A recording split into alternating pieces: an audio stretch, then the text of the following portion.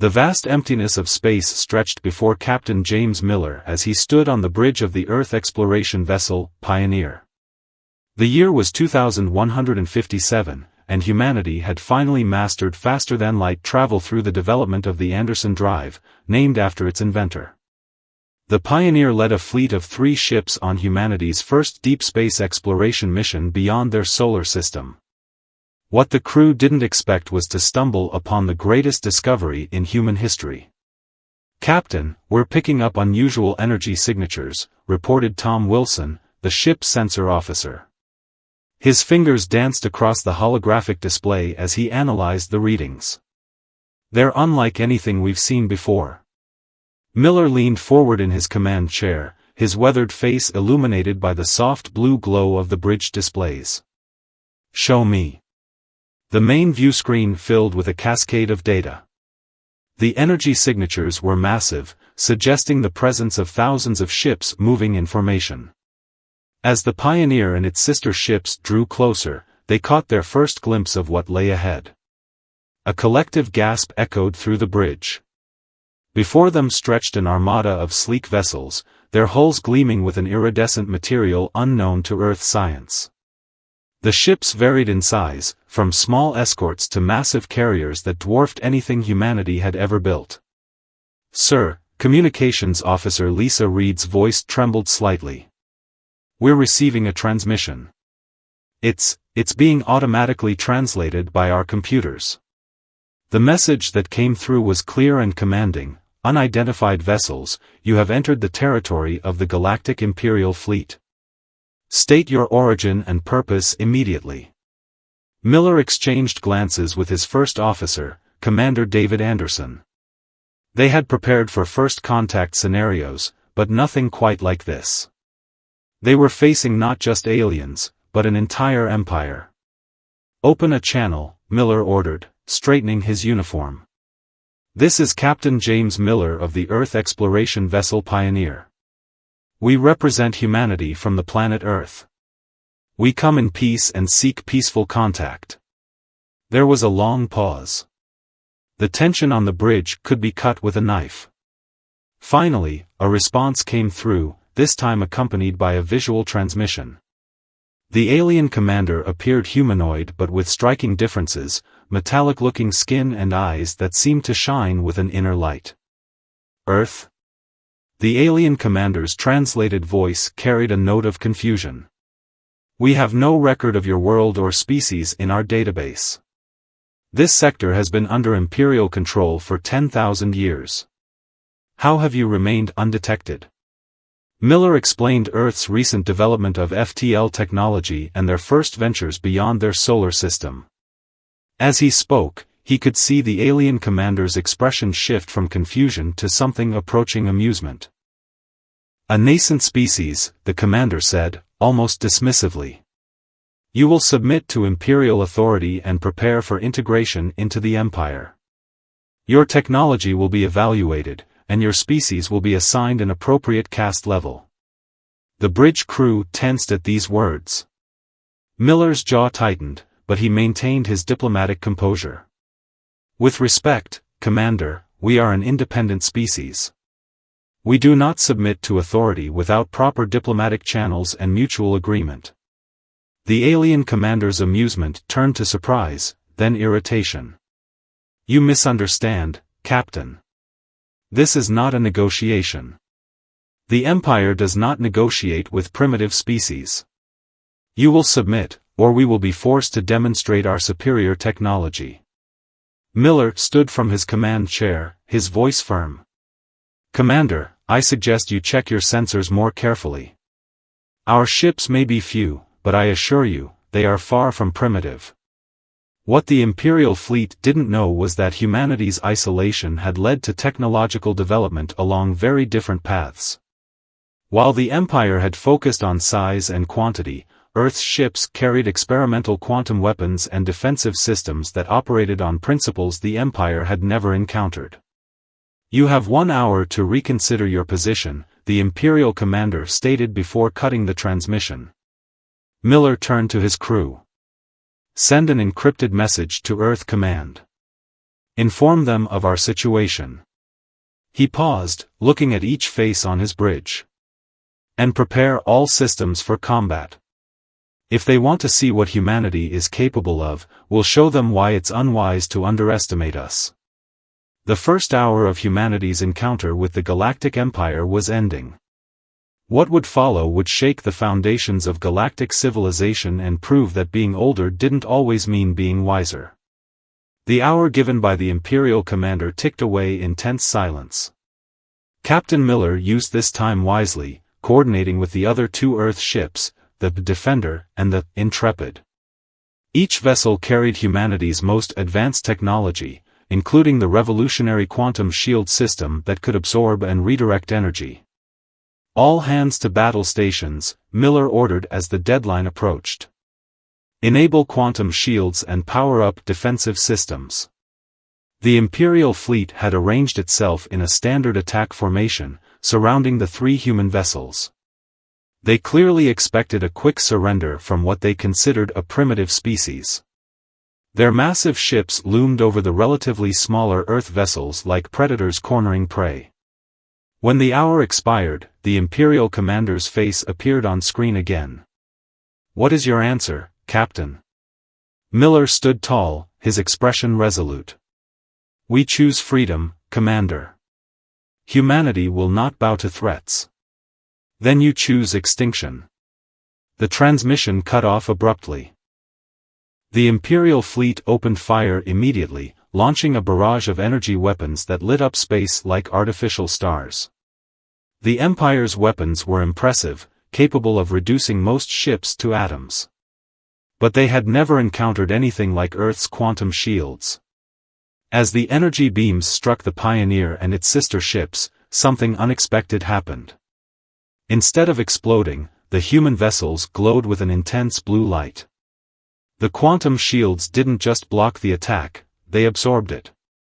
"Shields holding at 95%, reported Officer Wilson, amazement in his voice. "The quantum absorption system is working perfectly." The Imperial ships paused their attack, clearly confused by the lack of destruction. Miller allowed himself a small smile. "Now it's our turn. Target their lead vessel's weapon systems only. Show them what we can do with their own energy." The Pioneer's quantum system redirected the absorbed energy, focusing it into a precise beam that struck the Imperial flagship's main weapon array. The effect was devastating. The entire weapons section overloaded and shut down, leaving the massive ship partially crippled. "By the stars!" The Imperial commander's voice crackled through the comm system, shock evident even through the translation. "What kind of technology is this?" "That was a warning shot," Miller responded calmly. "We don't wish to destroy your ships or harm your crews. But we will defend ourselves." The other Earth ships demonstrated similar capabilities, redirecting absorbed energy to disable two more Imperial vessels. The massive Imperial fleet, for the first time in centuries, found itself at a tactical disadvantage against a mere 3 ships. Back on Earth, the response to the situation was swift. The encrypted message from the Pioneer had triggered humanity's contingency plans. Reserve fleets were being mobilized, and diplomatic teams were preparing for possible negotiations. "Captain," Lisa Reed called out, "I'm picking up communications between Imperial ships. They're arguing about what to do. Some are calling for retreat, others for full-scale attack." Miller knew this was a crucial moment. The Empire's response would shape the future relationship between humanity and the galactic community. He opened a channel to all ships, Imperial and human alike. "This conflict is unnecessary," he announced. "Humanity comes in peace, but we will not surrender our independence. We offer a chance to start over, not as masters and subjects, but as equals. Your empire is ancient and powerful, but age doesn't guarantee wisdom, just as youth doesn't always mean weakness." The Imperial ships hung motionless in space, their commanders likely in heated discussion. Finally, the main Imperial commander responded, his tone markedly different from before. Perhaps Perhaps we have been hasty in our judgment, he admitted reluctantly. Your technology is unlike anything we've encountered in 10,000 years. Our scholars will want to study it. And we would be interested in learning from you as well, Miller replied diplomatically. But as equals, not subjects. As the tension began to ease, Miller knew this was just the beginning. Humanity had proven itself capable of standing up to the greatest power in the galaxy. But the real challenge would be what came next, establishing a relationship with an empire that had never known equals. The stars watched silently as history took an unexpected turn. The galaxy was about to learn that humanity was not to be underestimated. 3 days after the confrontation, the Pioneers' meeting room hosted an unprecedented gathering. Captain Miller sat at one end of the long table, while Imperial High Commander Rex sat at the other. The difference in their appearances was striking. Rex's metallic skin and glowing eyes contrasted sharply with Miller's human features. Your quantum shield technology, Rex began, his translated voice filled with genuine curiosity. How did your species develop it without access to our Empire's scientific database? Miller shared a knowing look with his science officer, Dr. Anna Thompson. Necessity and isolation, he answered. When you can't expand outward, you look inward. Our scientists focused on understanding the fundamental nature of reality itself. The Imperial officers present exchanged uncomfortable glances. Their empire had grown comfortable with its technological superiority over the centuries. The idea that a young species could develop something so advanced challenged their worldview. The Imperial Council is concerned, Rex admitted.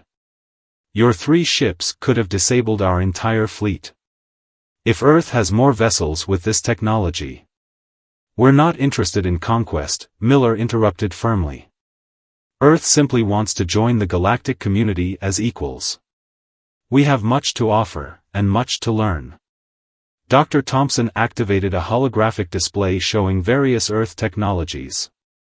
We propose a technological exchange program.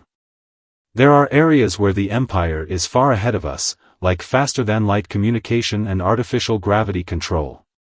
Meanwhile, we could share our advances in quantum mechanics and energy manipulation. The Imperial scientists in the room leaned forward, their professional curiosity overtaking their cultural prejudices. One of them, a female officer named Mari, spoke up. Your approach to quantum physics is completely different from our standard models. It's fascinating. While the scientists discussed technical details, Miller observed a subtle shift in the Imperial officers' behavior. The initial condescension was giving way to genuine respect, though some still seemed uncomfortable with the idea of treating humans as equals. Meanwhile, Earth's response teams were hard at work.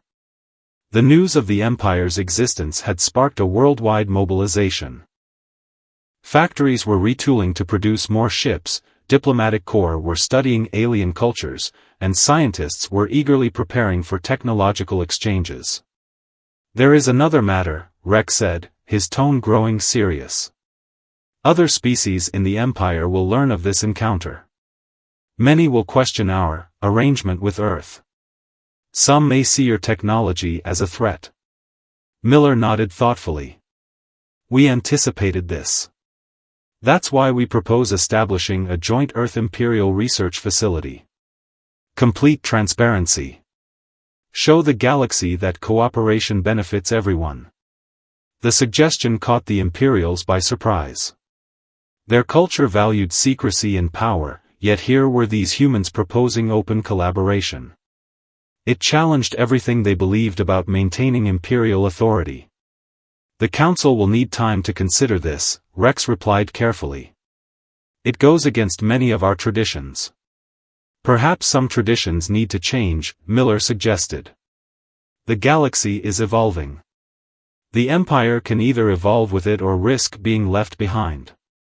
As if to emphasize his point, a message arrived from Earth. The holographic display showed the launch of 20 more Earth ships, each equipped with the quantum shield technology. The Imperial officers watched in amazement as the vessels demonstrated formation flying that matched their own best pilots. "Your species moves quickly," Rex observed, a mix of admiration and concern in his voice. "We had to," Miller explained. "Earth's history taught us that peace comes through strength and mutual respect. We're ready to be friends, but we'll never be servants." The meeting concluded with the first draft of a cooperation agreement. It wasn't perfect, centuries of Imperial tradition couldn't be changed in a day, but it was a start. As the Imperial officers prepared to return to their ship, Mari, the scientist, lingered behind. "Captain Miller," she said quietly, "some of us have long believed the Empire needed to change. Perhaps humanity's arrival is the catalyst we've been waiting for." Miller watched the Imperial officers depart, wondering what other surprises lay ahead. Earth had earned its place at the galactic table, but maintaining that position would require all of humanity's wisdom, strength, and diplomacy. The real challenge was just beginning.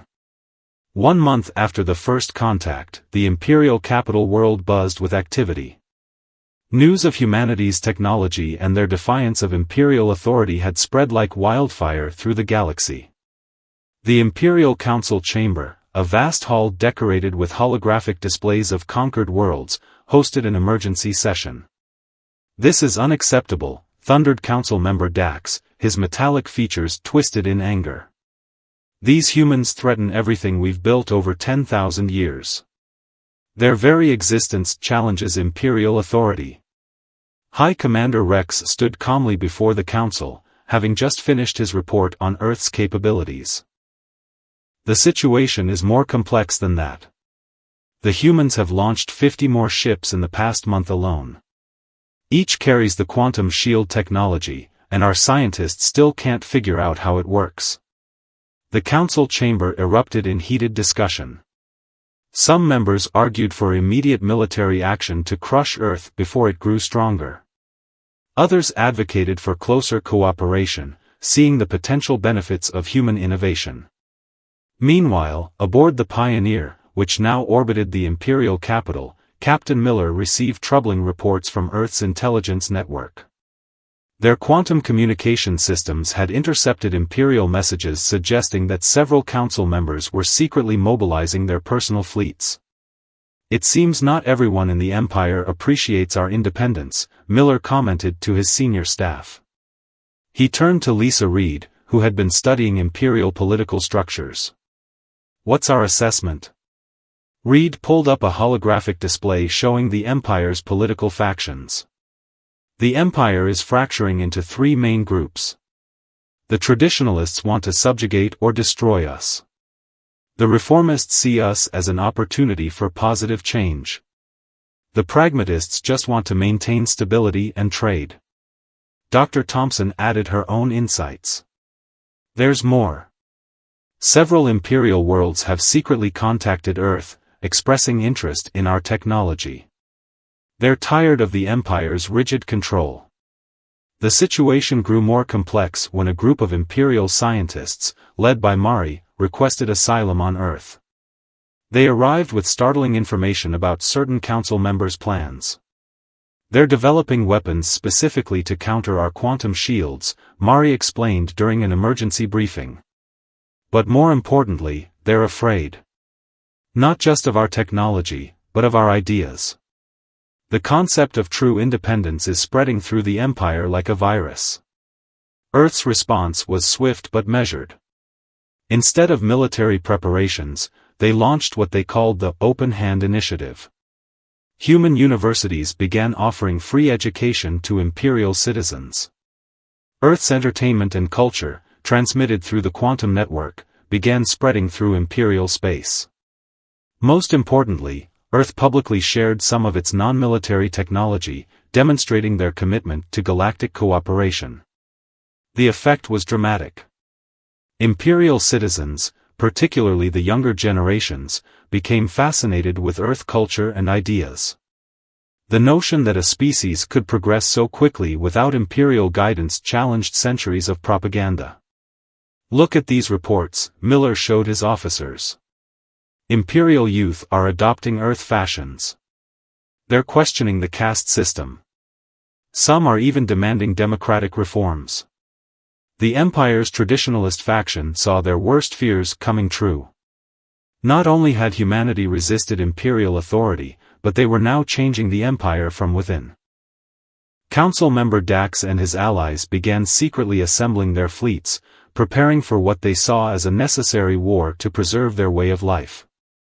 But they had underestimated humanity's intelligence capabilities. Earth's quantum sensors detected their fleet movements long before they could strike.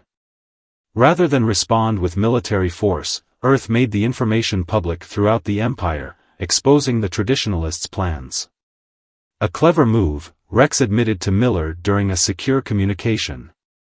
By exposing their secret preparations, you force them to either stand down or become rebels against the Empire itself. Miller watched the political chaos unfold across the Empire with a mixture of concern and hope. Humanity had wanted to join the galactic community, but instead, they had become the catalyst for its transformation. The question now was whether this transformation would lead to a peaceful revolution or a devastating civil war. Prepare a message to Earth Command, Miller ordered. Tell them to ready the diplomatic corps. I have a feeling we're going to be very busy mediating imperial politics in the near future. The Empire stood at a crossroads, and humanity, the newest player on the galactic stage, found itself holding the key to its future. The imperial capital world's night sky lit up with unprecedented protests. Millions of citizens from various species gathered in the streets, many wearing Earth-style clothing and carrying signs written in both Imperial Standard and English. Their demands echoed through the massive crystal towers: freedom, equality, and reform. Captain Miller watched the scene from the Pioneer's observation deck alongside Mari and several other Imperial scientists who had chosen to work with Earth. I never expected our influence to spread this quickly, he admitted. Your Earth concepts are powerful weapons, Captain, Mari replied, her glowing eyes reflecting the protest lights below. Ideas like individual rights, democratic choice, and technological sharing, they're more devastating to the old Empire than any quantum shield. The situation had reached a critical point. 3 major Imperial colony worlds had already declared themselves independent sectors, adopting Earth-style governments. They requested human advisors and technological assistance, which Earth carefully provided along with diplomatic support. Meanwhile, Council member Dax and his traditionalist allies had gathered their forces at the Empire's outer rim. Their fleet now numbered over 1,000 ships, all upgraded with experimental anti-quantum shield weapons. They called themselves the True Empire and demanded the restoration of absolute imperial authority. In response, Earth had launched Operation Guiding Light. Instead of military confrontation, they focused on humanitarian aid and technological assistance to worlds caught in the growing conflict. Earth ships, now numbering in the hundreds, became a common sight throughout Imperial space, their quantum shields ensuring safe passage for relief supplies and refugees. Captain Lisa Reed called over the intercom, "We're receiving an urgent transmission from the Imperial Council chamber." The main screen activated to show the Council in session. High Commander Rex stood at the center, his expression grave. "The Empire stands at a pivotal moment," he announced. "The old ways are failing us. We cannot ignore the winds of change." What followed shocked even the human observers. Rex proposed a complete restructuring of the Empire into a federal system, with Earth as a key partner in the transition. Individual worlds would gain autonomy while maintaining unity through a new galactic assembly. The council chamber erupted in chaos. Traditionalist supporters stormed out, while reformists cheered. The pragmatists, seeing which way the wind was blowing, quickly aligned themselves with the reform movement. "It's happening faster than we anticipated," Dr. Thompson observed, reviewing the data streams. "The quantum communication network we helped establish is allowing reform ideas to spread at light speed. The old empire can't contain it. But with rapid change came danger. Earth's intelligence detected traditionalist agents attempting to sabotage key Imperial facilities. Some tried to steal quantum shield technology, while others planned attacks on reform leaders. Humanity's response demonstrated their growing influence. Earth released a simplified version of their quantum shield technology to all worlds that accepted the new federal system. This move effectively forced the traditionalists to either join the reforms or risk becoming technologically obsolete. A masterful strategy, Mari commented to Miller. You're defeating the old empire not through war, but by making it irrelevant. The Pioneer received new orders from Earth Command. They would lead a humanitarian mission to the Outer Rim worlds, where Dax's forces were gathering. But instead of weapons, they carried something more powerful: hope. We'll offer the same deal to every world, even in traditionalist space, Miller explained to his crew. Education, technology, trade, and a voice in their own future. Let's see how long Dax's support lasts when his own people see a better way. As the Pioneer prepared for its mission, Miller reflected on how far they'd come. Humanity had entered space expecting to be a small player in a vast empire. Instead, they had become the catalyst for the biggest political transformation in galactic history. Send word to the fleet, Miller ordered. Operation Guiding Light enters Phase 2. It's time to show the galaxy that the future belongs to those who embrace change, not those who fear it.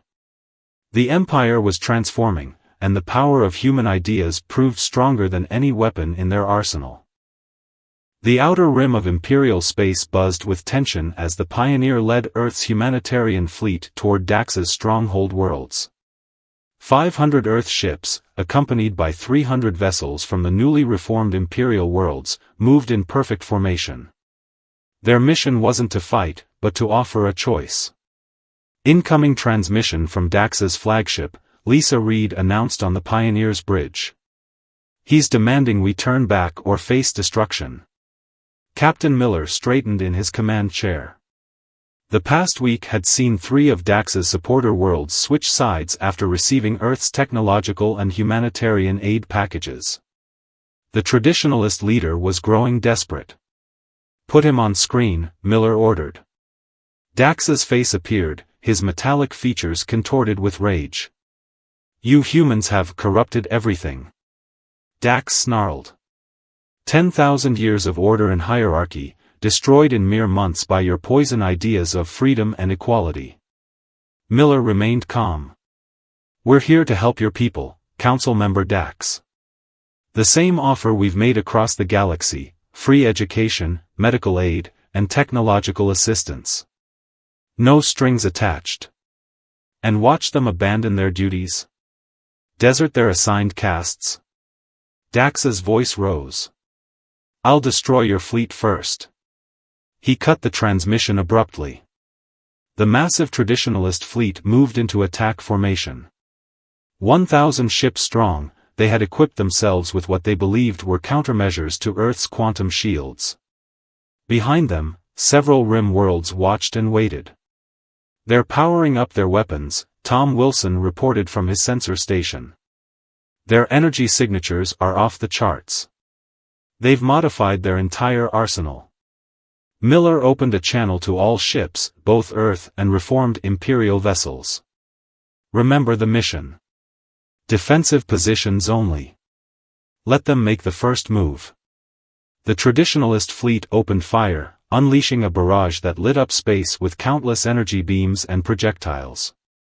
They had spent months developing these weapons, certain they could overwhelm the quantum shields. They were wrong. The combined Earth Reform fleet's shields held firm, absorbing the massive energy assault. But instead of redirecting it as weapons, something else happened. Each ship's quantum shield began to glow with a brilliant blue light, forming interconnected patterns between vessels. Energy distribution network active, Dr. Thompson reported excitedly. The shields are sharing the absorbed power across all ships. No single vessel will be overwhelmed. Miller nodded.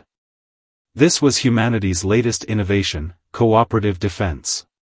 While the traditionalists focused on building bigger weapons, Earth had developed ways for ships to work together, sharing power and protection. "Sir," Lisa Reed called out, "we're getting transmissions from Dax's worlds. Their people are watching this display. They're seeing their greatest weapons have no effect." The traditionalist fleet fired again and again, emptying their arsenal against the impenetrable shield network. Each shot was absorbed and shared, until the combined fleet glowed like a new constellation. Then, something unexpected happened. Ships started appearing from hyperspace, more vessels from various Imperial worlds. But they weren't joining Dax's forces. They were joining the combined fleet. "Incoming message from High Commander Rex," Reed announced. "The last 6 neutral systems have voted to join the reformed empire. Dax has lost his political support." On the screen, they could see confusion spreading through the traditionalist fleet. Some ships began breaking formation. Others powered down their weapons. The future they fought against had already arrived. "Send this message to all ships in Dax's fleet," Miller ordered. "Your worlds are welcome to join the new Galactic Federation. No reprisals, no punishment. It's time for unity, not division." One by one, the traditionalist ships stood down. Even Dax's most loyal commanders could see the futility of their position. Their weapons were useless, their worlds were deserting them, and their ideology was crumbling. "Sir," Wilson reported with a smile, "Dax's flagship is powering down. They're requesting terms for surrender." Miller looked out at the combined fleet, Earth and Imperial ships working together in perfect harmony. "Tell them the terms are simple: join us in building a better galaxy." The age of the old empire was over. In its place, something new was being born, not through conquest or domination, but through cooperation and hope. 1 year after the confrontation in the Outer Rim, the Imperial capital world hosted a historic gathering. The massive council chamber, once a symbol of Imperial power, had been transformed into the assembly hall of the new Galactic Federation. Representatives from every member world, including Earth, gathered to celebrate the official founding of their new union. Captain Miller, now Admiral Miller, stood at the grand observation window alongside Mari and High Commander Rex. Below them, the capital city had changed dramatically. The rigid geometric patterns of Imperial architecture now mixed with diverse styles from Earth and other worlds. Streets that once saw only ordered processions now buzzed with free commerce and cultural exchange. "Sometimes I still can't believe how much has changed," Rex mused, watching the diverse crowd below. "A year ago, I would have considered this chaos. Now I see it as energy, the energy of freedom." Mari nodded, her scientist's mind already racing with possibilities. "The combined research projects alone have advanced our understanding of the universe by centuries. When you remove the barriers between peoples, progress happens naturally." The assembly hall itself reflected the new reality. Gone were the towering thrones of Imperial Council members.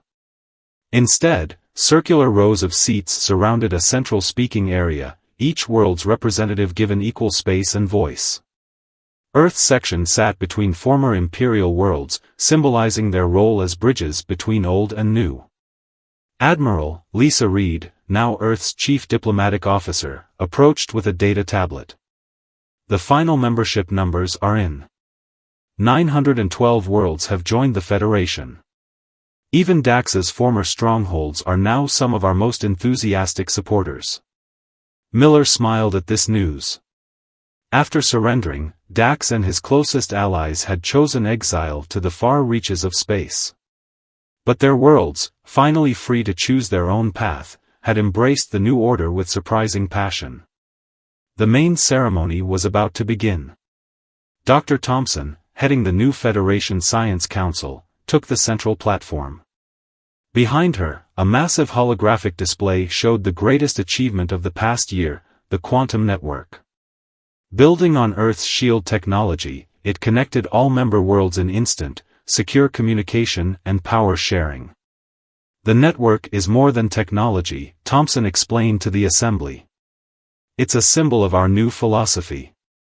Every world adds their energy to strengthen the whole, just as every culture adds their wisdom to enrich our society.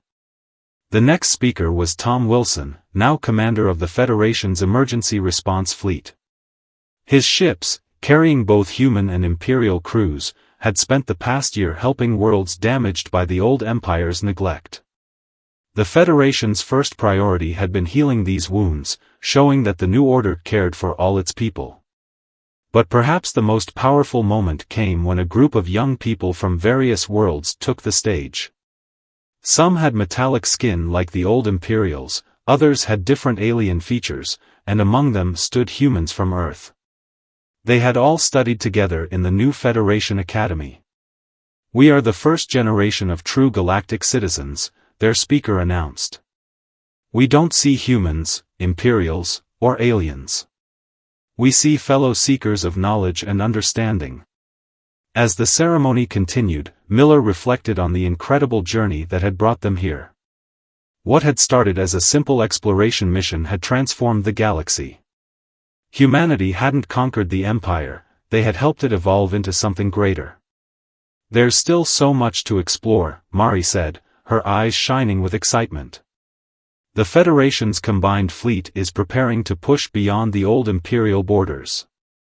Think of what else we might discover. And we'll face it together," Rex added, "as equals and allies." Miller watched as the assembly hall erupted in applause, representatives from hundreds of worlds celebrating their shared future. Earth ships still carried their quantum shields, but they were no longer needed for defense. Instead, they stood as reminders of the lesson humanity had taught the galaxy: true strength comes not from domination, but from cooperation. "Send word to Earth," Miller told Reed. "Tell them their children will inherit not just a planet, but a galaxy united in peace and purpose." The stars seemed to shine brighter that day, as if they too were celebrating the dawn of a new age. Humanity had reached for the stars hoping to find their place in the galaxy. Instead, they had helped the galaxy find its way to a better future.